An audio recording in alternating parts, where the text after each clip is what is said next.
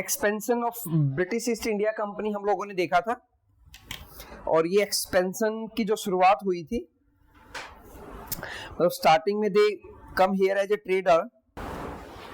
Trader British East India Company India में आई थी 1608 में, ठीक है, और they work as a trader till 1765। यहां तक इन्होंने एज ए ट्रेडर काम किया, ये हमने पढ़ा था, ठीक है। इसमें उन्होंने क्या क्या किया वो पढ़ेंगे अभी डिटेल वाइज। जब हम एक एक गवर्नर जनरल को डिटेल में पढ़ेंगे तो हम ये पढ़ेंगे कि इस टाइम पे इन्होंने क्या क्या किया, ठीक है। अभी हम सिर्फ उसका ओवरव्यू देख रहे हैं कि उन्होंने मेन क्या क्या चीजें की थी, ठीक है। सो मतलब अभी के राउंड में मैं जो भी कवर कर रहा हूं दैट इज एक्सट्रीमली इंपॉर्टेंट। इसके बाद हम थोड़ा सा डिटेल में जाएंगे, थोड़ा सा, जब हम गवर्नर जनरल पढ़ेंगे, और फिर उसके बाद तीसरे राउंड में हम बिल्कुल डीप में पढ़ेंगे, ठीक है। तो फर्स्ट जो राउंड हम पढ़ रहे हैं तो ये सिर्फ हम वो फैक्ट कवर कर रहे हैं या वो इवेंट कवर कर रहे हैं जो एग्जाम पॉइंट ऑफ व्यू से एक्सट्रीमली इंपॉर्टेंट है, तो आप इनको तो मिस कर ही नहीं सकते, ठीक है। इसके बाद गवर्नर जनरल पढ़ेंगे, वहां पे भी इंपॉर्टेंट रहेगा। तो थर्ड टाइम जब हम उसको और डीप में पढ़ेंगे तब थोड़ा सा ये होगा कि कुछ चीजें ऐसी होंगी जो स्किप की जा सकती हैं, लेकिन वो कंसेप्ट समझने के लिए पढ़नी जरूरी है, ठीक है।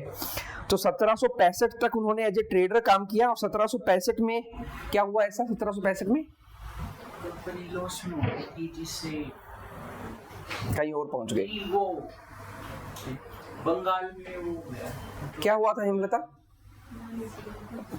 आपको याद होना चाहिए। हारिया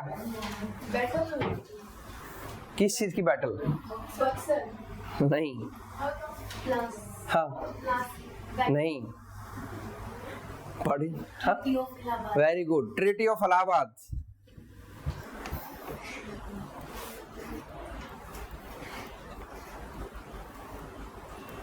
ट्रीटी ऑफ इलाहाबाद हुई थी, ठीक है, 1764 में हुई थी बैटल ऑफ बक्सर, और 1757 में हुई थी बैटल ऑफ प्लासी।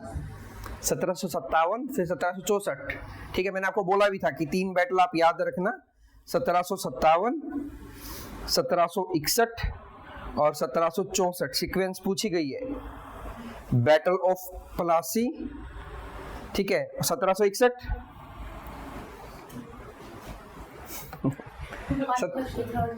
हाँ, third battle of Panipat, very good, third battle of Panipat, और 1764 बैटल ऑफ बक्सर। इनका सीक्वेंस पूछा है, इवन इसके बीच में हमने एक और भी छोड़ दी, मैंने 4 का सीक्वेंस बताया था और यूपीएससी ने उन 4 का सीक्वेंस ही पूछा था। बता पाओगे इनके बीच में हमने एक और इंपॉर्टेंट बैटल पढ़ी, चलो ईयर मैं बता देता हूं किसके बीच में, ये आप बता देना। 1760, 1760, हाँ नहीं कहाँ, बैटल ऑफ 1612 की बैटल को आप 1760 में करवा रहे हो, 100 साल से भी ऊपर का टाइम हो गया ये तो। बैटल ऑफ वॉन्डिवोस,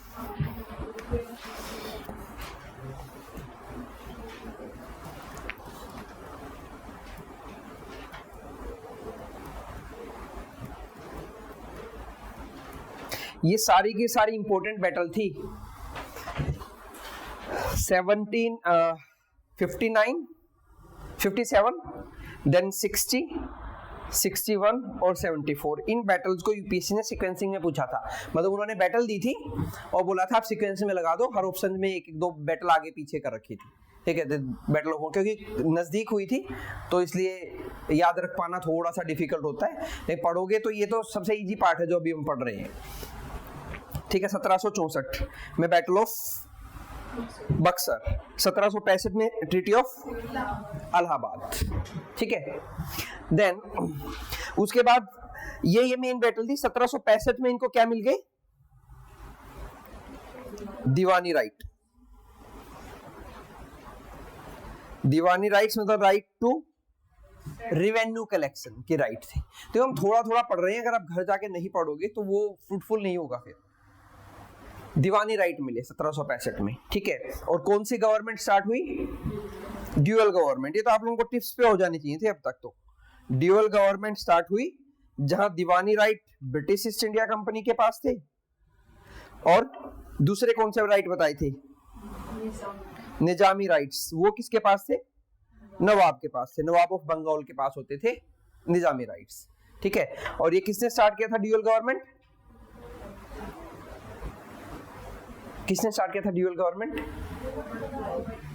रॉबर्ट क्लाइव ने। ठीक है, और किसने खत्म किया ड्यूअल गवर्नमेंट को? वॉन हास्टिंग ने। ठीक है, आगे चल के हम देखो, अभी तो हमने पढ़ा है ड्यूअल गवर्नमेंट, फिर आगे चल के हम एक वर्ड और पढ़ेंगे, डबल गवर्नमेंट। ठीक है, उसके बाद हम एक टर्म पढ़ेंगे डायरकी। ठीक है, फिर उसके बाद हम एक टर्म पढ़ेंगे बाइकैमरलिज्म, और एक टर्म पढ़ेंगे फेडरलिज्म। ठीक है, मैं धीरे धीरे इनको बताता जाऊंगा कि ये क्या चीज है। ड्यूअल गवर्नमेंट हमने पढ़ लिया है। ड्यूअल गवर्नमेंट का मतलब है कि diwani rights British East India Company के पास थे और निजामी राइट्स जो है वो निजाम के पास थे। ठीक है, ये था ड्यूअल गवर्नमेंट। ठीक है, डबल गवर्नमेंट मैं वैसे ईयर बता देता हूं ताकि याद रहे आपको। 1765 में हमने स्टार्ट किया double government, dual government. Double government start होगी 1784 में। 1784 में डबल गवर्नमेंट पढ़ेंगे हम। ठीक है, मैं पढ़ाऊंगा आप लोगों को ये। ठीक है, देन उसके बाद डायरकी और बाइकैमरलिज्म स्टार्ट होगा 1919 में, 1919। ठीक है, और फेडरलिज्म स्टार्ट होगा 1935 से। ठीक है, क्या है पढ़ेंगे, बाद में पढ़ेंगे, अभी सिर्फ आप ईयर याद रख लो, ये कब से स्टार्ट हुए थे। जब मैं इस पे आऊंगा तो मैं पूछूंगा कि मैंने आपको ईयर बताया था। ड्यूअल गवर्नमेंट अलग चीज है, डबल गवर्नमेंट अलग चीज है, डायरकी अलग है। ठीक है, देन बाइकैमरलिज्म अलग चीज है और फेडरलिज्म अलग चीज है। ये सब अलग अलग टाइम पे हुए, कब कब हुए ईयर वाइज, तो ये भी इंपॉर्टेंट एक सीक्वेंस बन सकता है कि ये गवर्नमेंट कब कब इंट्रोड्यूस हुई थी इस टाइप की इंडिया में। ठीक है, क्योंकि मोस्टली क्या सारी की सारी ब्रिटिशर्स ने इंट्रोड्यूस की थी, कुछ ब्रिटिश ईस्ट इंडिया कंपनी ने और बाकी ब्रिटिश गवर्नमेंट ने, जब ब्रिटिश का रूल आ जाएगा इंडिया में डायरेक्टली। ठीक है, तो ये अलग अलग टर्म हम पढ़ेंगे, अभी तक हमने सिर्फ ड्यूअल गवर्नमेंट पढ़ा है। देन उसके बाद हमने पढ़ा था कि कैसे ब्रिटिशर्स ने अलग अलग जो रूलर थे, अलग अलग जो पावर थी, उनको अलग किया, उनको मतलब साइडलाइन किया। पोर्तुगीज पढ़ा था, दोबारा नहीं पढ़ाऊंगा, कई बार पढ़ चुके। ठीक है, मुगल्स हो गया, बैटल ऑफ मुगल्स को कब साइडलाइन किया? Battle of Buxar, Shah Alam 2। ठीक है, डच के साथ मैंने बताया था वैसे 3 एंग्लो डच वॉर हुए थे, लेकिन आउटसाइड इंडिया थे सारे के सारे, तो हम उनको नहीं पढ़ेंगे। मैट्रिमोनियल अलायंस नहीं था इनके साथ। इनके साथ तो हम लोगों ने मैले पेनिनसुला में ट्रेड ऑफ किया था, स्पाइसेस ट्रेड का और टेक्सटाइल ट्रेड का, पोर्तुगीज के साथ था। ठीक है, देन उसके बाद French East India Company, battle of Wandiwash, Carnatic war, 3 Carnatic war जो लास्ट क्लास में कवर किए थे। आज हम पढ़ेंगे मैसूर किंगडम को कैसे साइड बाय किया है इन्होंने। ठीक है, तो यहां तक हमने पढ़ लिया है, फ्रेंच ईस्ट इंडिया कंपनी तक। कार्नाटिक वॉर हम लोगों ने पढ़े थे। ठीक है, नाउ ये हमने कार्नाटिक वॉर तक कवर किया था। मैंने बताया था ये वाला रीजन को कार्नाटिक रीजन बोलते थे। यहाँ पे मद्रास है और कर्नाटक की कैपिटल थी कर्नाटक रीजन की आरकोट, ARCOT, आरकोट कर्नाटक की वो थी। तो यहाँ पे फाइट हुई थी। मैंने बताया था ये डायरेक्ट फाइट नहीं थी, ठीक है, इनडायरेक्टली वो इन्वॉल्व होते थे इंडिया में, क्योंकि डायरेक्ट फाइट ये स्टार्ट हुई थी ऑस्ट्रेलियन वॉर ऑफ सक्सेशन से। ठीक है, यहाँ पे पहले में कौन सी ट्रीटी हुई? ऐसे टिप्स पे याद रखो तब काम चलेगा। ट्रीटी ऑफ एक्स-ला-चैपेल पढ़ी, याद आई। दूसरे में ट्रीटी ऑफ पौंडीचेरी, तीसरे में ट्रीटी ऑफ पेरिस 1763। ठीक है, ये तीनों ट्रीटी, 3 वॉर 3 ट्रीटी, कम से कम 3 वॉर 3 ट्रीटी तो याद रखो। अभी तो हम डिटेल में तो गए नहीं, हम एक एक वॉर को डिटेल में पढ़ेंगे। ठीक है, तो अभी सुपरफिशियल तो कम से कम चीजों को याद रखो, treaty of Aix la Chapelle, treaty of Pondicherry और ट्रीटी ऑफ पेरिस। ठीक है, ट्रीटी ऑफ पेरिस में क्या किया था, क्या कंडीशन थी, term and condition treaty of Paris की, कि France East India Company will work only as a trader. ठीक है, ये वो थी। देन अभी नेक्स्ट हम पढ़ेंगे Anglo Mysore war, superficial detail में फिर पढ़ेंगे। तो एंग्लो मैसूर वॉर में ये समझो कि मैसूर एक किंगडम था जो आज के कर्नाटक में मेनली था, ये वाला, ये मैसूर किंगडम। और यहां पे था एक Hindu ruler Krishna Wodeyar of Wodeyar dynasty. Wodeyar dynasty के किंग थे कृष्ण वोडियार। ठीक है, कृष्ण वोडियार की आर्मी में एक सोल्जर था जिसका नाम था हैदर अली। ठीक है, और वो हैदर अली एक बहुत ही एफिशिएंट सोल्जर था एंड स्टार्टिंग फ्रॉम सोल्जर धीरे धीरे वो कृष्णदेव वोडियार की आर्मी का हेड बन गया, यानी कमांडर इन चीफ। जो वहां पे आर्मी हेड होते थे उसको बोलते थे कमांडर इन चीफ, बन गया, कमांडर इन चीफ बन गया। ठीक है, वो मुस्लिम था और एक हिंदू किंगडम था वोडियार स्टार्टिंग में। तो कमांडर इन चीफ बना तो पूरी आर्मी उसके अंडर में थी, तो उसने एक तरह से मिलिट्री कू कर लिया वहां पे। मिलिट्री कू, ये वर्ड को बोलते कू। ठीक है, मैंने पढ़ा भी दिया है तो पहले आप लोगों को। मिलिट्री कू मतलब मिलिट्री टेक ओवर कर लिया, उसको साइड किया और खुद से वो क्या बन गया, किंग बन गया, मैसूर का किंग। अब हैदर अली को हेल्प मिल रही थी फ्रांसीसी से, यानी फ्रेंच ईस्ट इंडिया कंपनी से। ठीक है, he was in a friendly alliance with French East India company. अब ऑब्वियसली बात है कि फ्रेंच ईस्ट इंडिया कंपनी के साथ अलायंस में था तो ब्रिटिश ईस्ट इंडिया कंपनी के वो अगेंस्ट में था। ठीक है, और उसका ये मानना भी था कि ब्रिटिशर्स धीरे धीरे पूरे इंडिया को टेक ओवर कर रहे हैं। ठीक है, लेकिन उसके पास काफी पावर, वो किंगडम भी काफी पावरफुल था और वो किंग भी काफी पावरफुल था, क्योंकि एक सोल्जर से एक किंग बना था। तो उसने वो पूरा का पूरा अपना मतलब करियर ग्रोथ में वो सारी चीजें देखी थी और वो डिप्लोमेसी को बहुत अच्छी तरह समझता था। उसके बगल में ये थे मराठा, हिंदू किंगडम, इधर निजाम ऑफ हैदराबाद। ठीक है, तो इन तीनों के बीच में आपस में वॉर चलता रहता था। ऑब्वियस है कि एक्सपेंशन के लिए वॉर चलते थे। इन तीनों के आपस का डिस्प्यूट का बेनिफिट लिया ब्रिटिश ईस्ट इंडिया कंपनी ने। ब्रिटिश ईस्ट इंडिया कंपनी को लगा कि हमने अभी फ्रेंचाइजीज को तो कर दिया है साफ, लेकिन फ्रेंचाइजीज की जो हेल्प कर रही थी अभी वो बचे हुए हैं, क्योंकि वो तो हो गई 1760 में क्लियर हो गया फ्रेंच ईस्ट इंडिया कंपनी, लेकिन ये उनकी हेल्प कर रहा था साइड बाय साइड में। ठीक है, तो नेक्स्ट उन्होंने सोचा कि हम मैसूर किंगडम को साइड करते हैं। तो मैसूर किंगडम को साइड करने के लिए एक वॉर हुआ, ये 66 भी मिल जाएगा आपको कई जगह पे। ठीक है, 1766 to 1769, कहीं 77 भी मिल जाएगा। Let me make it clear, world history, sorry modern history या वर्ल्ड हिस्ट्री में कई जगह पे आपको एक साल इधर या उधर हो जाए तो कोई बड़ी बात नहीं, क्योंकि हम हजारों साल की हिस्ट्री पढ़ रहे हैं। तो कोई चीज मैं बताऊं 1920 में हुई है, कहीं लिखा 1921, तो वो प्रिसाइज डेट पता नहीं है, कुछ हिस्टोरियन 21 कह रहे हैं, कुछ 20 कह रहे हैं, तो इस तरह का कुछ सिस्टम है। ठीक है, तो उतना ये मत सोचना कि मैंने 66 बताया था 67 था। जहां तक मैं करेक्ट कर सकता हूं कर दूंगा, कहीं पे हो सकता है ना भी करेक्शन करना, मुझे ध्यान रहे। 1766 से 69। हाँ, 69 में ये वॉर हुआ, फर्स्ट एंग्लो मैसूर वॉर। तो ब्रिटिशर्स ने क्या किया, ब्रिटिश ईस्ट इंडिया कंपनी तो अकेले मैसूर किंगडम को नहीं हरा सकती थी, क्योंकि मैसूर किंगडम ज्यादा पावरफुल था मिलिटरली, क्योंकि उनके पास फ्रांसीसीज के एडवांस वेपन थे। उन्होंने फ्रांसीसीज के साथ काफी अच्छे से कोलैबोरेट किया। फ्रांसीसीज ने उनको काफी अच्छे से मतलब वो टैक्टिक्स सिखाई और अपने एडवांस वेपन दिए जो यूरोप में यूज होते थे। तो एडवांस वेपन उनके पास भी थे और advance weapons British East India Company के पास भी थे।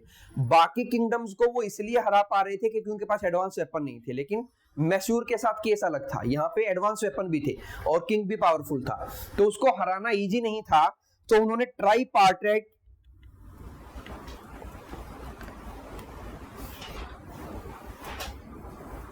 एग्रीमेंट किया। ट्राईपार्टाइट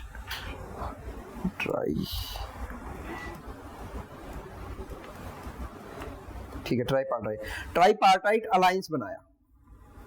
ट्राईपार्टाइट का मतलब है 3 का alliance. British East India company ने मराठा को बोला कि आप हमारे साथ आ जाओ, ठीक है, मैसूर आपके साइड में है। और मैसूर के साथ मराठा की फाइट चलती रहती थी क्योंकि हम बहुत सारी फाइट नहीं पढ़ेंगे, तो आपस में फाइट में रहते थे ये लोग, ठीक है, क्योंकि मराठा हिंदू किंगडम के लिए बैट करते थे, ठीक है। बैट करने का मतलब वो चाह रहे थे कि हिंदू किंगडम बने, ठीक है। तो मराठाओं को साथ में लिया और इधर से निजाम ऑफ हैदराबाद के साथ में लिया। ये बात हम कर रहे हैं लगभग ये लगा के चलो कि शिवाजी के डेथ के बाद का सिनेरियो। मराठा किंगडम अपने पीक पे था शिवाजी के टाइम पे, ठीक है। शिवाजी का टाइम पीरियड था 1630 से 1680, वो 50 साल तक ही जी, 1630 से 1680। मराठा किंगडम तब बड़ा हुआ था। उसके बाद तो मराठा किंगडम उनकी डेथ के बाद थोड़ा सा बढ़ा और फिर डिक्लाइन स्टार्ट हो जाएगा मराठा किंगडम का, ठीक है। तो ये स्टोरी जो हम कर रहे हैं ये शिवाजी की डेथ की बाद की स्टोरी है। कहीं सोचो कि शिवाजी ब्रिटिशर्स के साथ मिला, शिवाजी नहीं मिला। शिवाजी का कोरोनेशन, शिवाजी किंग बना था 1674 में, ठीक है, और 1680 में तो उसकी डेथ ही हो गई थी, ठीक है। तो ये शिवाजी के कोरोनेशन के बाद की बात कर रहे हैं, उसके करीबन 100 साल के बाद की बात, ठीक है। तो मराठाज में पेशवाई सिस्टम था एक तरह से। पेशवाई सिस्टम क्या होता था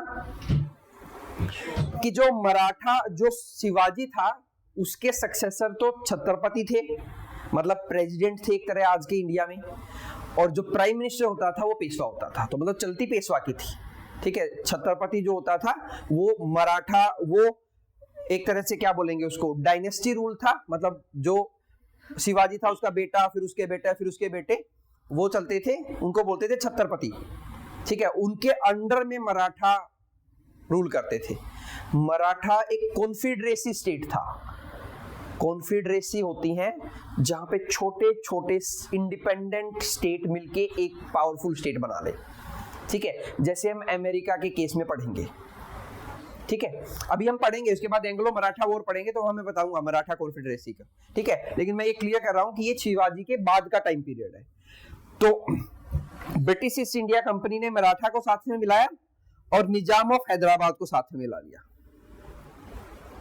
हालांकि मराठा और निजाम की भी नहीं बनती थी, लेकिन बोला कि आप अपनी डिस्प्यूट को बाद में देखना, पहले हम तीनों मिलके जो है मैसूर किंगडम से निपट लें, अदरवाइज वो बहुत ज्यादा पावरफुल है और वो कल को आपको भी ओवरटेक करेगा। और निजाम ऑफ हैदराबाद को तो ये फियर था, मराठाओं को भी फियर था, क्योंकि मराठा किंगडम से ज्यादा पावरफुल मैसूर किंगडम था, उस वक्त सबसे पावरफुल था मैसूर किंगडम, ठीक है। देन तो ट्राईपार्टाइट अलायंस किया और फर्स्ट एंग्लो मैसूर वॉर हुआ हैदर अली के अंडर में। और ब्रिटिश ईस्ट, अब जब वॉर स्टार्ट हुआ तो मैंने आप लोगों को बताया कि हैदर अली और उनके बेटे टीपू सुल्तान, हैदर अली डिप्लोमेटिकली भी बहुत अच्छे थे और वेपन भी अच्छे थे, तो उन्होंने मराठा और निजाम के साथ संधि कर ली, पीस ट्रीटी कर ली कि भाई ये ब्रिटिश ईस्ट इंडिया कंपनी वाले अभी तो आप दोनों को लेके मेरे पे अटैक कर रहे हैं, कल को मैं हट जाऊंगा तो आप लोगों को पे अटैक करेंगे किसी तीसरे को लेके। तो उन्होंने इंटरनली पीस ट्रीटी कर ली, मराठा के साथ भी और निजाम के साथ भी। अब बैटल रिवर्स हो गई, ट्राईपार्टाइट उधर हो गया और ब्रिटिश ईस्ट इंडिया कंपनी अकेली पड़ गई, तो ब्रिटिश ईस्ट इंडिया कंपनी हार गई, ठीक है। ऑब्वियस है वो तीन इतने बड़े किंगडम्स को नहीं हरा सकते थे। तो ब्रिटिशर्स को जब लगा कि we are about to lose, तो उन्होंने बोला कि पीस ट्रीटी करते हैं, ट्रीटी करते हैं, संधि करते हैं, ठीक है। तो फर्स्ट ट्रीटी हुई ट्रीटी ऑफ मद्रास।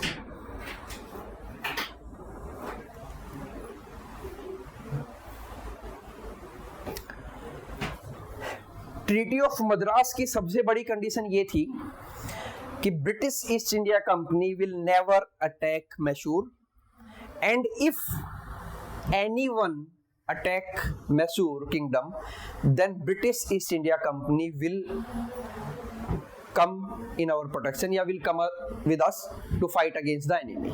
अगर मैसूर किंगडम पे कोई भी वॉर करता है तो British East India company Mysore का साथ देगी। इस ट्रीटी के साथ बाकी उन्होंने कुछ नहीं लिया उनसे, बस इस ट्रीटी के साथ ये जो वॉर था वो एंड हो गया। इस बीच में हम पढ़ेंगे जब नेक्स्ट एंग्लो मैसूर वॉर होगा, इसके बीच में फर्स्ट मराठा वॉर भी होगा, ठीक है। 1775 से 1782 तक एंग्लो मराठा वॉर भी होगा, इसको हम पढ़ेंगे। तो एंग्लो मराठा वॉर होने से पहले और इस वॉर के बाद बीच में मराठा जो है वो मैसूर किंगडम पे अटैक कर देंगे, और as per the promise British East India Company को हेल्प करनी चाहिए थी, वो हेल्प कर देंगे मराठा की, ठीक है। करनी थी हेल्प उनको मैसूर की, वो उनकी हेल्प नहीं करेंगे। हेल्प नहीं करेंगे तो इससे हैदर अली को लगा कि भाई जो ट्रीटी हुई थी उसमें जो टर्म कंडीशन थी उनको नहीं रखा गया, तो वो फिर से एक अटैक प्लान करेगा। वो बहुत ही एंग्री था ब्रिटिशर्स के अगेंस्ट में, और ब्रिटिशर्स को भी पता लग गया था कि भी अब हम पे अटैक होगा, तो इनिशिएशन तो ब्रिटिशर्स की तरफ से ही होगा। सेकेंड एंग्लो मैसूर वॉर का इनिशिएशन भी ब्रिटिशर्स की तरफ से ही होगा। तो ब्रिटिशर्स फिर से एक ट्राइपार्टाइट एग्रीमेंट बनाएंगे मराठा के साथ और निजाम ऑफ हैदराबाद के साथ, फिर से बनेगा, और सेकंड एंग्लो मैसूर वॉर होगा 1780 से 1784। यहां पे 1782 in the middle of second Anglo Maratha war Hyder Ali will die due to cancer. Hyder Ali की डेथ हो जाएगी, ठीक है। So it was a big blow for the Mysore empire, ठीक है, क्योंकि किंग की डेथ हो गई। So he will be succeed by Tipu Sultan, ठीक है। उनके बेटे थे और ही वाज इक्वली एफिशिएंट और more efficient than Hyder Ali. Hyder Ali से ज्यादा एफिशिएंट थे, ज्यादा डिप्लोमेटिक थे, ज्यादा वो मॉडर्नाइजेशन पे बिलीव रखते थे आर्मी की, कि हमें आर्मी को मॉडर्नाइज करना है, ठीक है। दो फ्रेंच ईस्ट इंडिया कंपनी सिर्फ यहाँ ट्रेडर काम कर रही थी, still French East India Company को बहुत सारे प्रिविलेजेस मिल रहे थे मैसूर किंगडम से। इन रिटर्न मैसूर को फ्रेंच एम्पायर से काफी हेल्प मिल रही थी, ठीक है। तो ये बिहाइंड द सीन चल रहा था। तो डेथ हो गई, लेकिन बीच में मतलब एक टाइम ऐसा आएगा कि दोनों ही, क्योंकि लंबा वॉर चलते थे तो दोनों ही ऐसा था कि वो वॉर को आगे नहीं बढ़ाना चाह रहे थे और म्यूचुअली एग्री करेंगे, और इन कंक्लूजिव मतलब कोई कंक्लूजन नहीं आएगा, ना ब्रिटिशर्स हारे ना वो हारे, तो वॉर को बीच में रोक देंगे। एक ट्रीटी होगी, ट्रीटी ऑफ मैंगलोर।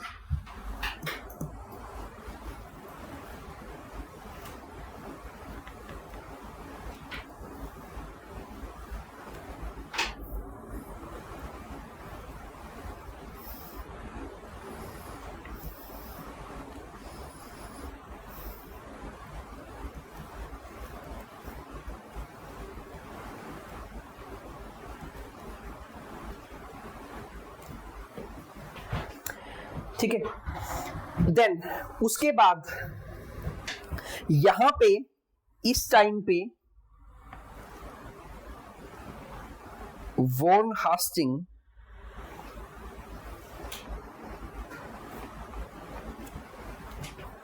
लीड कर रहे थे किसको? ब्रिटिश ईस्ट इंडिया कंपनी को। क्योंकि एक टाइमलाइन देखो, ये वो टाइम है जब 1773 का रेगुलेटिंग एक्ट आ चुका है और पहली बार इंडिया में गवर्नर जनरल ऑफ बंगाल बन गया है, और गवर्नर जनरल ऑफ बंगाल बनने वाले पहले पर्सन थे वॉन हास्टिंग। मैं दोबारा से बताता हूं, ये वो टाइम है जब ब्रिटिश ईस्ट इंडिया कंपनी का स्ट्रक्चरल चेंज हो गया है। चेंज हुआ रेगुलेटिंग एक्ट 1773 आने से, ठीक है। अभी ब्रिटिश ईस्ट इंडिया कंपनी के लिए इंडिया में गवर्नर जनरल ऑफ बंगाल जो है वो मेन पर्सन है, और गवर्नर जनरल ऑफ बंगाल इस टाइम पे थे वॉरेन हास्टिंग, तो ब्रिटिशर्स के सारे डिसीजन वो ले रहे थे। इससे पहले में क्यों नहीं बताया मैंने, क्योंकि इससे पहले में गवर्नर ऑफ बंगाल थे और वो इंपॉर्टेंट नहीं थे। बताने को तो मैं वहां बता देता हूं कि लॉर्ड विरलिस थे,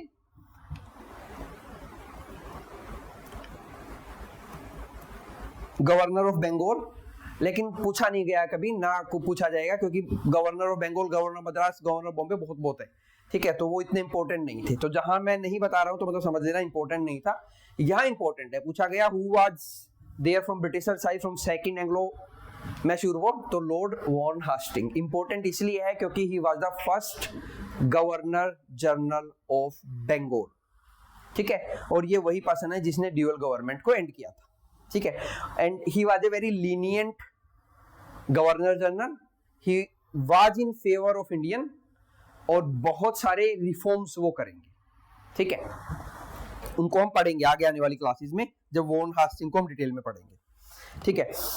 तो 86 तक ये गवर्नर जनरल रहे थे बंगाल के, गवर्नर जनरल बंगाल रहे 86 तक ये।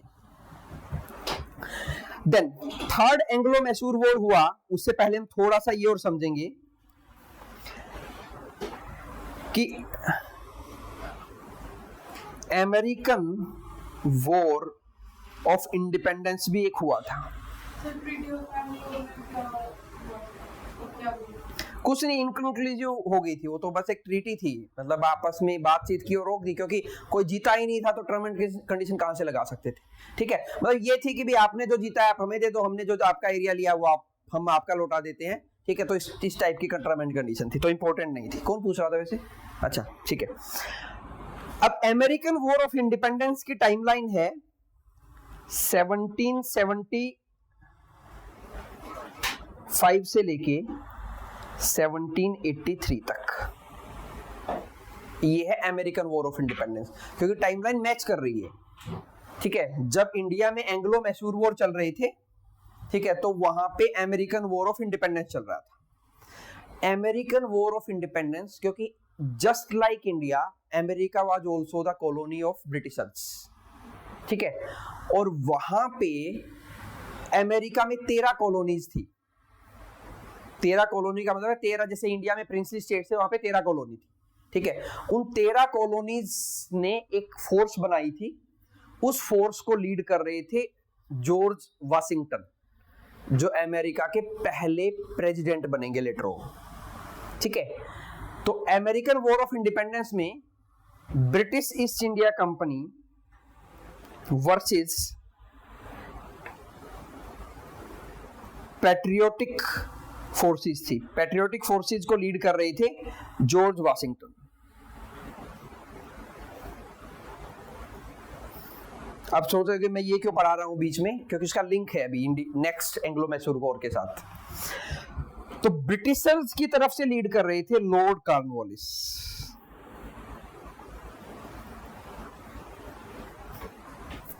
ठीक है, और ये बंदा यहाँ पे हार गया, मतलब ब्रिटिशर्स वहां पे हार गए, ठीक है, अमेरिका गोट इंडिपेंडेंस, और जॉर्ज वाशिंगटन पहले प्रेसिडेंट बने अमेरिका के, ठीक है। हमारे लिए इंपॉर्टेंट है अभी फिलहाल ये पर्सन, ये इंडिया में आया अगला गवर्नर जनरल ऑफ बंगाल बनके। पहले गवर्नर जनरल ऑफ बंगाल कौन थे? Warren Hastings. Second governor general of Bengal बन के आए लॉर्ड कॉर्नवालिस, क्योंकि उनको वॉर सिचुएशन संभालने का एक एक्सपीरियंस था, चाहे वो नेगेटिव साइड में हो, तो उनको इंडिया में भेजा गया, क्योंकि एंग्लो मराठा वॉर चल रहे हैं, एंग्लो मैसूर वॉर चल रहे हैं, तो वॉर लाइक सिचुएशन थी इंडिया में, ठीक है। और दूसरा, ही बिलोंग टू रॉयल फैमिली, ये रॉयल फैमिली से बिलोंग करते थे, तो इनको गवर्नर जनरल बना के भेजा गया। गवर्नर जनरल बन के आए तो थर्ड एंग्लो मैसूर वॉर में लॉर्ड कॉर्नवालिस ब्रिटिशर्स को लीड कर रहे थे। तो इन्होंने आके ये देखा कि भाई हम लोग पहले 2 वॉर में क्या कर चुके हैं, ठीक है, और मैसूर किंगडम को कैसे हराया जा सकता है। तो घुमा फिरा के इन्होंने भी वही चीज ली जो पहले ने ली थी, इन्होंने फिर से मराठा और निजाम के साथ ट्रीटी की, और फिर से एक ट्राईपार्टाइट अलायंस बनाया। अभी मैंने आपको बताया कि इसके साइड में पैरेलल में फर्स्ट एंग्लो मैसूर वॉर भी हो चुका होगा 1775 से 1782। 1700 यही बता देता हूं मैं आप लोगों को, 1775 से 1782 में एंग्लो मैसूर वॉर हो चुका, एंग्लो मराठा वॉर हो चुका था। और एंग्लो मराठा वॉर में एक ट्रीटी साइन हुई थी, treaty of Salbai. It was A 20-year peace treaty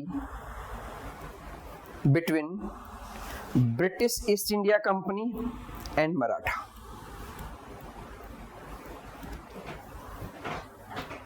बीस साल की पीस ट्रीटी थी, जैसे ही खत्म होगी वैसे ही फाइट स्टार्ट हो जाएगी अगली, ठीक है। 1803 में, 1802 में खत्म होगी, 20 साल में 1803 में अगली फाइट स्टार्ट होगी एंग्लो मराठा, ठीक है। ये वाला पोर्शन थोड़ा सा कंफ्यूजिंग है, लेकिन मैं धीरे धीरे करवा रहा हूं, जहां नहीं समझ में आए तो बता देना। तो अभी तक हम लोगों ने फर्स्ट एंग्लो मैसूर वॉर समझा, क्यों हुआ। फर्स्ट एंग्लो मैसूर वॉर में ब्रिटिशर्स हार गए, ट्रीटी ऑफ मद्रास हुई, उन्होंने वादा किया मैसूर को कि अगर आप पे अटैक हुआ तो हम प्रिवेंट करेंगे। एंग्लो मराठा वॉर होगा बीच में, सॉरी मैसूर मराठा वॉर होगा, वो नहीं आएंगे, इवन वो दे विल हेल्प मराठा, ठीक है। उसकी वजह से फिर second Anglo Maratha war start होगा, second Anglo Mysore war start होगा, sorry second Anglo Mysore war में बीच में डेथ हो जाएगी किसकी, हैदर अली की, जिसके बाद 2 साल के बाद वॉर इनकंक्लूसिव खत्म हो जाएगा, ट्रीटी होगी मैंगलोर की, ठीक है। अब जैसे ही ये वाला वॉर खत्म होगा तो उधर अमेरिकन वॉर ऑफ इंडिपेंडेंस खत्म हो चुका है। मैंने बताया अमेरिकन वॉर ऑफ इंडिपेंडेंस 1775 से 1783 तक चलेगा, और वहां पे पैट्रियोटिक फोर्सेस एक तरफ होंगी, जो 13 कॉलोनीज की फोर्सेस थी, जो अमेरिका को आजाद कराना चाह रही थी, उनको लीड कर रही थी जॉर्ज वाशिंगटन, और दूसरी तरफ ब्रिटिश ईस्ट इंडिया कंपनी का ही रूल वहां पे था, और वहां पे थे Lord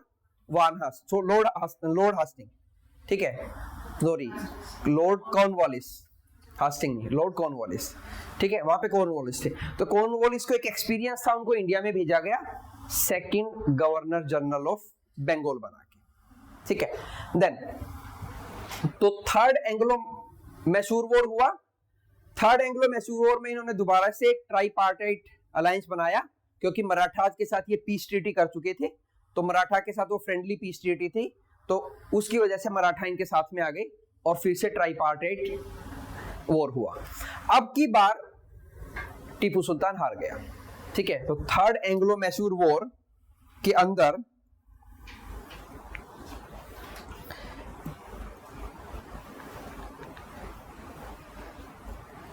Tipu Sultan lost the battle, ठीक है। बैटल तो लॉस हुआ ही, ट्रीटी हुई श्रीरंगापट्टनम,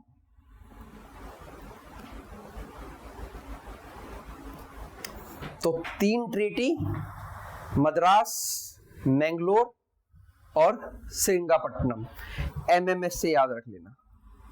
मद्रास, मैंगलोर, अब कौन सा मद्रास है कौन सा मैंगलोर है वो आपको याद रखना है, ठीक है। मद्रास, मैंगलोर और श्रीरंगापट्टनम, ठीक है। मद्रास इसलिए हुई थी क्योंकि मैसूर ने मद्रास को कैप्चर कर लिया था, और मद्रास हमने पढ़ा था ब्रिटिशर्स का मेन स्टेशन होता था उस टाइम पे, ठीक है। तो इसलिए ट्रीटी ऑफ मद्रास हुई थी, बाकी हम उसको डिटेल में पढ़ेंगे तो मैं और डिटेल में बताऊंगा।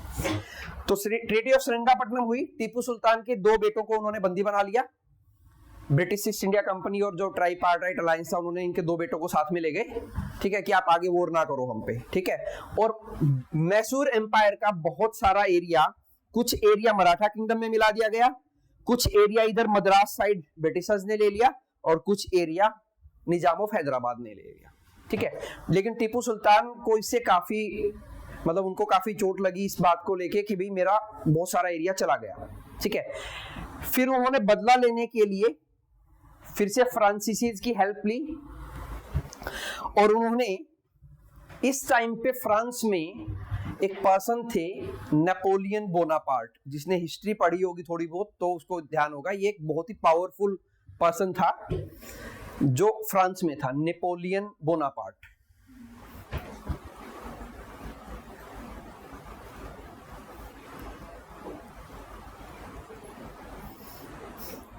ठीक है, उनको लेटर लिखा टीपू सुल्तान ने कि मुझे आपकी हेल्प चाहिए, ठीक है, और मैं ब्रिटिशर्स के साथ एक आखिरी फाइट लड़ना चाह रहा हूं कि मैं ब्रिटिशर्स को साफ कर दूं, ठीक है। और उस टाइम पे क्योंकि ऐसा कोई टेलीफोनिक एक्सचेंज तो था नहीं, तो जो पर्सन जाता था एक समाचार लेके, तो टीपू सुल्तान का जो उन्होंने अपना लेटर लिखा था हेल्प के लिए, वो मस्कट में एक ब्रिटिश ईस्ट इंडिया कंपनी के सिपाही के हाथ में लग गया। सिपाही के मतलब क्या बोलते हैं उसको, जासूस के हाथ में लग गया, स्पाई के हाथ में लग गया, ठीक है। और ब्रिटिश ईस्ट इंडिया कंपनी को खबर हो गई कि भाई टीपू सुल्तान तो अभी भी चुप नहीं बैठा है, वो नेपोलियन बोनापार्ट से हेल्प मांग रहा है।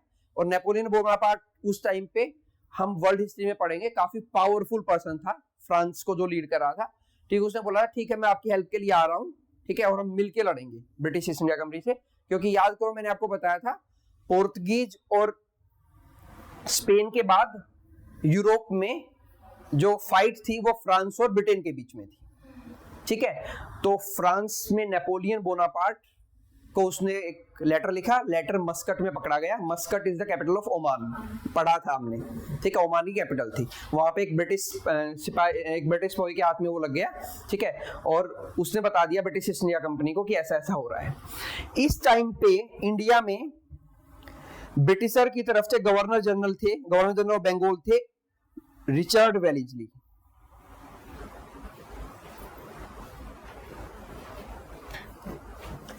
या लॉर्ड रिचर्ड वेलेस्ली बोल लो,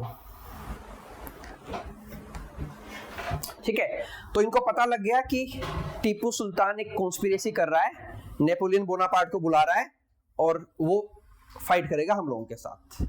तो उन्होंने पहले ही अटैक कर दिया उसके ऊपर, ठीक है। अटैक हर बार ब्रिटिशर्स ने ही किया, ठीक है।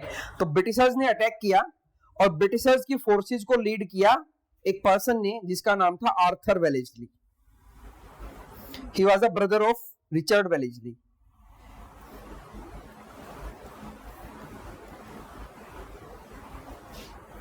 आर्थर वेलेस्ली ने British East India Company forces को लीड किया, he was a commander of British forces, और उन्होंने टीपू सुल्तान को मार दिया। टीपू सुल्तान मारा गया फोर्थ एंग्लो मैसूर वॉर में, ठीक है। यहां कोई ट्रीटी नहीं हुई।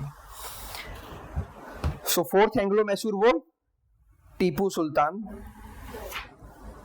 डाई, और उसको मारा आर्थर वेलेस्ली ने, ठीक है। इसी आर्थर वेलेस्ली ने फिर बाद में एक बैटल लड़ी यूरोप में जिसको बोलते हैं battle of Waterloo 1815। Battle of Waterloo 1815, और नेपोलियन बोनापार्ट को मार दिया। मतलब वहां पे उसने फिर बाद में जाके, उनको पता था कि ऐसा ऐसे चल रहा है, तो उन्होंने बाद में वहां पे भी यूरोप में एक बैटल लड़ी, बैटल ऑफ वाटरलू, काफी फेमस बैटल है 1815, और जो नेपोलियन बोनापार्ट था उसको भी मार दिया, ठीक है। तो ये भी ध्यान रखना, वो वहां पे भी फोर्सेस को लीड कर रहा था आर्थर वेलेस्ली, और यहाँ पे भी फोर्सेस को लीड कर रहा था Arthur Wellesley fourth Anglo Mysore war में, ठीक है। इसके बाद या इसे थोड़ा सा पहले चलते हैं, जब एंग्लो मैसूर वॉर स्टार्ट नहीं हुआ था उससे पहले चलते हैं 1798 में। 1798 में रिचर्ड वेलेस्ली,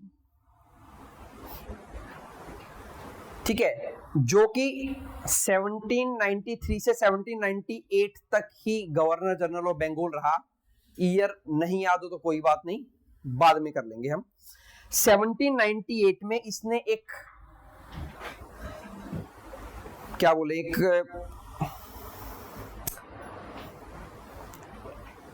सिस्टम स्टार्ट किया था, एक तरह का एक सिस्टम स्टार्ट किया था, ठीक है, जिसको बोलते हैं सब्सिडरी अलायंस।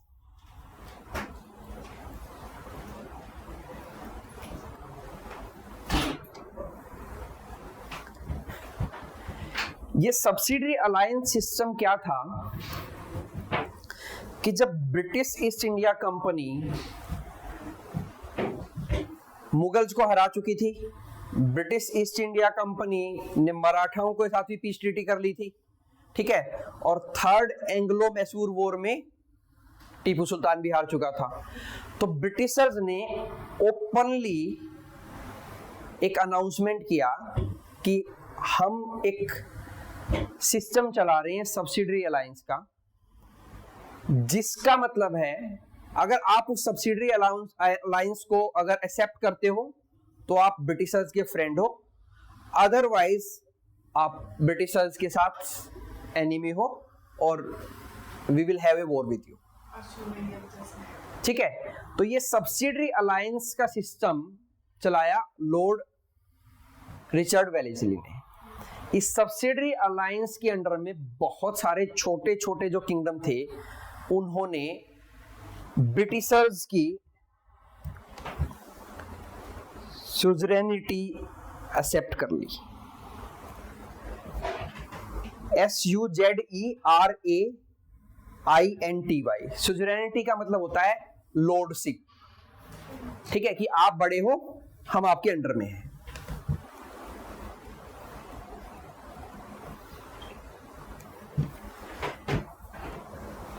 (1798) में इन्होंने ये सिस्टम चलाया था सब्सिडरी अलायंस का।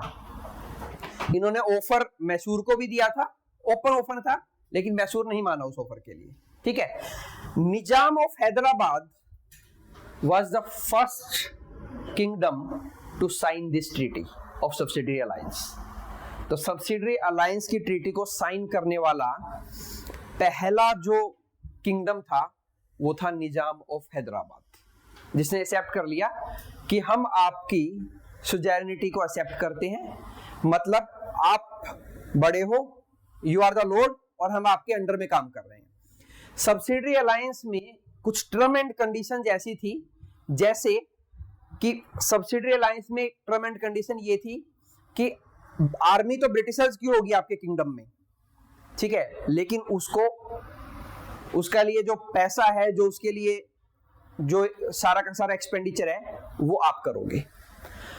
कोई भी किंगडम जो भी इस ट्रीटी को एक्सेप्ट करेगा, एक तरह की ट्रीटी थी उनके साथ, उसको अपनी कोर्ट में एक ब्रिटिशर्स को रखना पड़ेगा, एक ब्रिटिशर पर्सन उनकी कोर्ट में हमेशा रहेगा, ताकि वो पता लगता रहे ये लोग क्या कर रहे हैं, क्या नहीं कर रहे, हमारे अगेंस्ट में तो कुछ नहीं कर रहे हैं, कोई कॉन्स्पिरेसी तो नहीं कर रहे हैं। तो एक ब्रिटिश पर्सन रहेगा, ब्रिटिश की आर्मी होगी, एक्सपेंडिचर सारा का सारा किंगडम पे करेगा। आप किसी भी दूसरी यूरोपियन पावर के साथ फ्रेंडली रिलेशनशिप नहीं बना सकते अनटिल अनलेस हमारी परमिशन ना हो। ये ऐसे कुछ कंडीशन थी, उसको हम डिटेल में पढ़ेंगे लेटर ऑन। तो ये सब्सिडरी अलायंस का एक सिस्टम था जिसको लॉर्ड रिचर्ड वेलेस्ली ने स्टार्ट किया था, ठीक है। और निजाम ऑफ हैदराबाद ने इसको एक्सेप्ट किया, पहला पर्सन था।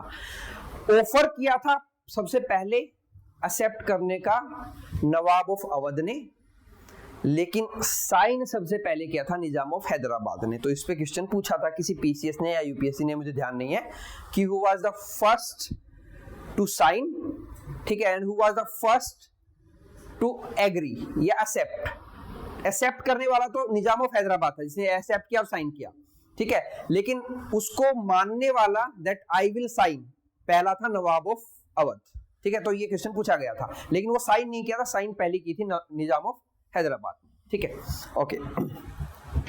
सो फोर्थ एंग्लो मैसूर वॉर खत्म हो गया, टीपू सुल्तान डाइड। टीपू सुल्तान की जगह पे उन्होंने किसको बैठाया यहाँ पे, जो कृष्ण वोडियार था उसके ग्रैंडसन को, और उसका ग्रैंडसन कुछ 6 साल का करीब था, तो बहुत छोटा था, तो उसको उन्होंने गद्दी पे बैठा दिया और सब्सिडरी अलायंस उनके साथ साइन कर ली। मतलब वो किंगडम अब under the protection of British East India company चल रहा था। जो भी उनके साथ साइन कर लेता था, फिर उसमें ये भी बेनिफिट था कि भाई उस किंगडम पे कोई अटैक करेगा तो वो ब्रिटिशर्स पे अटैक माना जाएगा।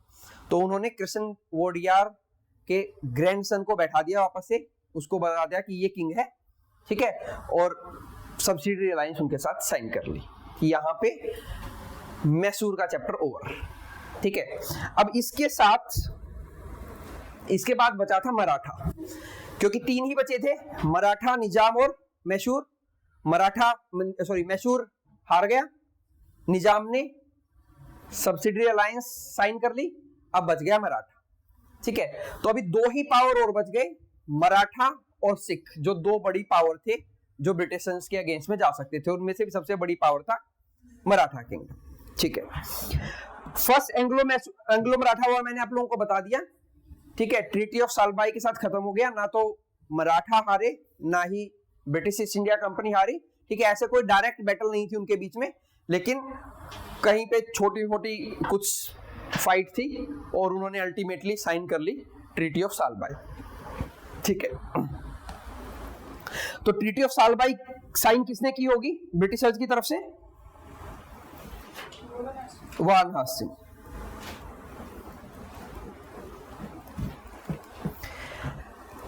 जैसे ही ये पीस ट्रीटी खत्म हुई, वैसे ही second Anglo Mysore war start हो गया, एंग्लो मराठा वॉर स्टार्ट हो गया, सॉरी। अब ये देखो, पहले हम थोड़ा सा ये समझेंगे, जो ये मराठा किंगडम था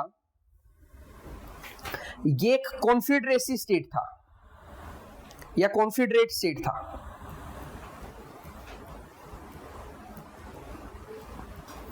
कॉन्फेडरेट स्टेट का मतलब ये है कि छोटे छोटे अलग अलग किंगडम से मिलके एक बड़ा किंगडम बना था, जिसमें पेशवा ऑफ पुणे एक कॉन्फेडरेसी थी, होलकर ऑफ इंदौर, ये अलग अलग डायनेस्टी थी एक तरह से, जो उन्होंने मिलके मराठा एम्पायर बनाया था। ठीक है, देन गायकवाड़ ऑफ बड़ोदरा,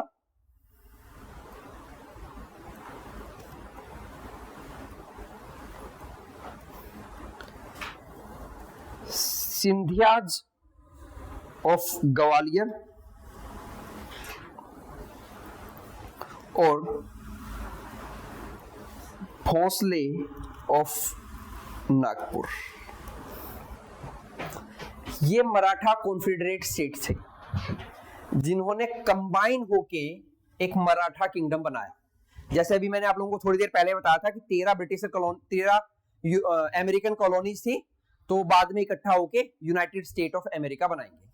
ठीक है, तो कॉन्फेडरेट स्टेट वो होते हैं जहां पे छोटे स्टेट ज्यादा पावरफुल है, बड़ा स्टेट पावरफुल नहीं है, छोटे स्टेट पावरफुल है।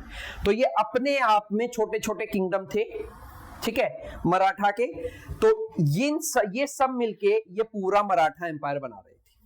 ठीक है, इसमें जैसे अभी हमारे मिनिस्टर ऑफ कम्युनिकेशन है ज्योतिरादित्य सिंधिया, वही सिंधिया के ही डिसेंडेंट है। ज्योतिरादित्य सिंधिया अभी हमारे मिनिस्टर ऑफ कम्युनिकेशन है। ठीक है, और इनसे एक और भी है राजस्थान में, वसुंधरा राजे, कुछ टाइम पहले तक राजस्थान की चीफ मिनिस्टर रही वसुंधरा राजे, वो भी इसी फैमिली से। ठीक है, तो इनके डिसेंडेंट अभी भी हैं जो रूल में है, मतलब पॉलिटिक्स में है एक्टिव। तो ये सब मिला के मराठा स्टेट बनाते थे।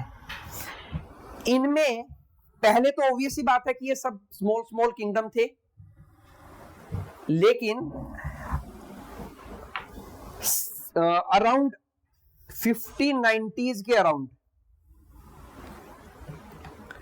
जो शिवाजी के ग्रैंड फादर थे मालाजी भोसले, शिवाजी बिलोंग करता था इनसे, भोसले ऑफ नागपुर से, तो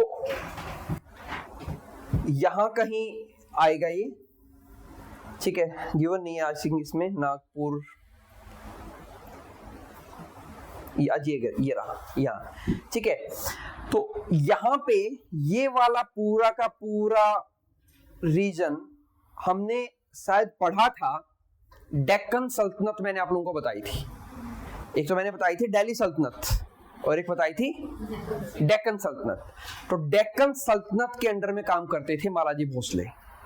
ठीक है, और वहां से वो अलग होके अपना एक एम्पायर बनाएंगे, जो बाद में जिसको शिवाजी बड़ा एम्पायर बनाएगा। ठीक है, शिवाजी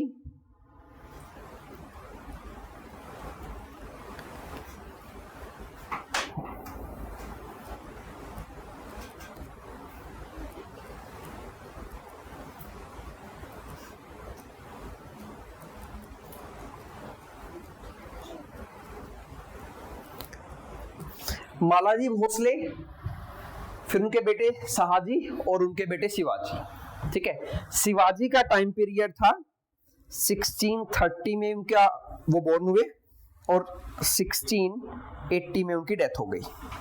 ठीक है, तो डेथ ईयर भी याद रखना उनका और उनका बर्थ ईयर भी 1630 में। और उनका कोरोनेशन हुआ था, कोरोनेशन मतलब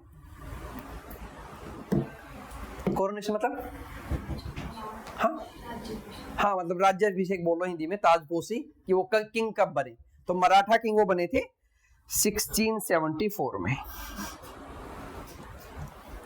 ठीक है, तो उन्होंने धीरे धीरे इन अलग अलग मराठा कॉन्फेडरेसी को साथ में लिया और एक बड़ा मराठा एम्पायर बनाया।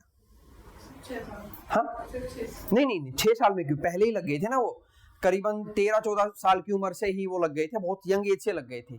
ठीक है, और उसके बाद धीरे धीरे ट्रेंड हुए। एक पर्सन का नाम पढ़ेंगे हम जिन्होंने उनको ट्रेन किया था, सर दादू पंत करके है एक पर्सन जिन्होंने उनको ट्रेन किया था बहुत छोटी उम्र से ही। ठीक है, और यहाँ तक तो आते आते उन्होंने पहले तो, क्योंकि इस टाइम पे अगर आप ध्यान दोगे तो ये 1600 का जो टाइम है, ये टाइम मुगल एम्पायर का है, इंडिया में मुगल्स पीक पे थे। ठीक है, और लास्ट के जो मुगल थे 1658 से 1707 तक, औरंगजेब, ठीक है, वो सबसे पावरफुल ये माना जाता था कि भाई सबसे क्रूअल मुगल रूलर थे। ठीक है, तो उनके साथ उनकी कांस्टेंट फाइट चलती थी, तो वो भी इस एरिया को लेना चाह रहे थे। ये एरिया था उनके ही कंट्रोल में एक्चुअल में तो। ठीक है, पूरा का पूरा इंडिया जो है वो मुगल्स के कंट्रोल में था। तो धीरे धीरे उनके अगेंस्ट में वो राइज हो रहे थे, क्योंकि उस टाइम पे उनके अगेंस्ट में और कोई राइज नहीं हो रहा था। ठीक है, ना तो कोई कंपनी थी ना कोई और एम्पायर था। ठीक है, तो वो उनके अगेंस्ट में राइज हो रहे थे, इसलिए उनको डेक्कन अल्सर भी बोला जाता है, मराठास को डेक्कन अल्सर बोला जाता है मुगल एम्पायर के लिए। ठीक है, कि वो डेक्कन अल्सर थे उनके। तो वो धीरे धीरे, और ये गोरिल्ला वॉरफेयर करते थे। गोरिल्ला वॉरफेयर का मतलब ये है कि यहाँ पे जो डेक्कन एरिया है ये बहुत ही हिली एरिया है। ठीक है, यहाँ पे छोटी छोटी हिल, बहुत बड़ी नहीं है, छोटी छोटी हिल है लेकिन हिली एरिया है। तो डायरेक्ट 1-on-1 फाइट वो कभी नहीं की उन्होंने मुगल्स के साथ, हमेशा वो गोरिल्ला वॉरफेयर करते थे। ठीक है, और 1665 में हम ये भी पढ़ेंगे, बैटल होगी, बैटल ऑफ पुरंदर।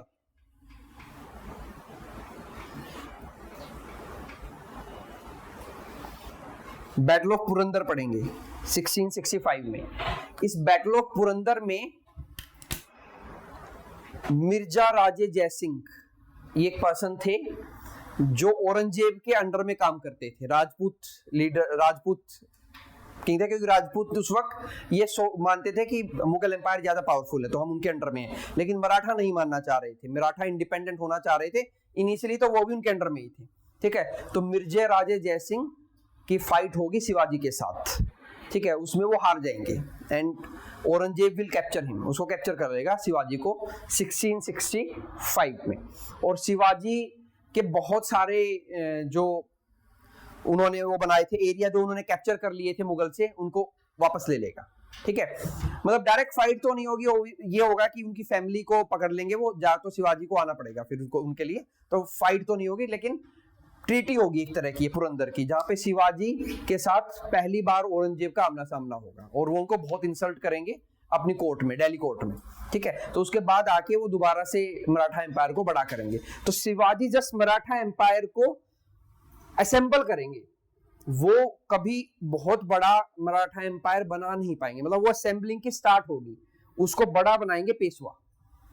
ठीक है, वो एक मूवी भी देखी होगी आप लोगों ने, बाजीराव मस्तानी। तो पेशवा जो होगा, पेशवाशिप स्टार्ट होगी 1713 से ही। पेशवाशिप का मतलब ये है कि वहां से मराठा एम्पायर के हेड पेशवा होंगे। ठीक है, पेशवा ऑफ पुणे वो मराठा एम्पायर के हेड हो जाएंगे। ठीक है, और ये पेशवाशिप एंड होगी 1818 में, जहां पे थर्ड एंग्लो मराठा वॉर खत्म होगा। अब इन दो वॉर के बारे में सुनो, क्योंकि मराठा कोई एक एम्पायर नहीं था, ये अलग अलग कॉन्फेडरेट स्टेट से मिलके बना था, और मैंने बताया कि हर एक स्टेट पावरफुल था अपने आप में, ठीक है। वो इकट्ठे होके मराठा एम्पायर बनाते थे, और वो मराठा एम्पायर एक, अगर आप देखोगे एक्चुअल में इकट्ठा कभी हुआ ही नहीं, तो वो सब में ही ये था कि भाई पेशवा क्यों हेड होंगे, हम क्यों नहीं हेड हो सकते, ठीक है, हम क्यों नहीं बन सकते, हम क्यों नहीं बन सकते। तो ये आपस में एक दूसरे के अगेंस्ट में ही ब्रिटिशर्स के साथ ट्रीटी करते रहते थे। कभी पेशवा, कभी होलकर ने जाके ट्रीटी कर ली, कभी गायकवाड़ ने ट्रीटी कर ली कि भी आप हमें बनाओ पेशवा, ठीक है। तो ऐसे करके कोई कंक्रीट बैटल नहीं होगी, यहाँ पे बहुत सारी छोटी छोटी बैटल होंगी जो हम एंग्लो मराठा वॉर्स में पढ़ेंगे। एंग्लो मैसूर वॉर की तरह बिल्कुल सीधा नहीं है ये कि एक पर्सन पावरफुल है उधर से फाइट हो रही है। यहाँ कभी British East India company Holkar के साथ फाइट करेगी, कभी होलकर उनके साथ सब्सिडरी अलायंस कर लेंगे तो गायकवाड़ के साथ फाइट करेंगी, गायकवाड़ के साथ संधि करेंगे तो फिर सिंधियात के साथ फाइट हो जाएगी। तो अलग अलग फ्रंट पे फाइट होती रहती थी, और छोटी छोटी बहुत सारी फाइट पड़ेंगी, ठीक है। और ना ही कोई इस ट्रीटी के बाद, ट्रीटी ऑफ सालबाई, अच्छा मैंने हटा दी, ट्रीटी ऑफ सालबाई एकमात्र ऐसी ट्रीटी होगी जो यूनानिमस मराठा एम्पायर एक्सेप्ट करेगा, या तो ये सभी एक्सेप्ट करेंगे। इसके बाद बहुत सारी ट्रीटी होंगी, कोई कभी अपनी मर्जी से कोई ट्रीटी कर लेगा, दूसरा वॉर कर ले जाएगा, तीसरा ट्रीटी कर लेगा, चौथा वॉर करेगा। तो अलग अलग वॉर और अलग अलग ट्रीटीज हम पढ़ेंगे इसमें, ठीक है। तो इसको हम अभी डिटेल में नहीं पढ़ेंगे, तो आपको सिर्फ इतना याद रखना है, सेकंड एंग्लो मराठा वॉर हुआ 1803-1805, और थर्ड एंग्लो मराठा वॉर हुआ 1870 से 1818 तक, ठीक है। ये 3 एंग्लो मराठा वॉर थे, जस्ट हमें ये 3 एंग्लो मराठा वॉर याद रखने हैं, ठीक है। ट्रीटी भी इनके अंदर काफी, कई ट्रीटी इसमें थी, कई ट्रीटी थी, सिर्फ यूनानिमस जो ट्रीटी एक हुई थी वो ट्रीटी ऑफ सालबाई थी। तो 3 मराठा वॉर की डेट याद रखना, मराठा कॉन्फेडरेसी में कौन कौन से स्टेट थे, और शिवाजी को वैसे तो हम पढ़ेंगे मेडिवल हिस्ट्री में, लेकिन मैंने थोड़ा सा बताया कि वो कब से कब तक थे, ठीक है, कहां से उनका एम्पायर बना, उन्होंने उस पूरे एम्पायर को इकट्ठा किया, ठीक है। नागपुर के जो भोसले थे उनसे वो बिलोंग करते थे,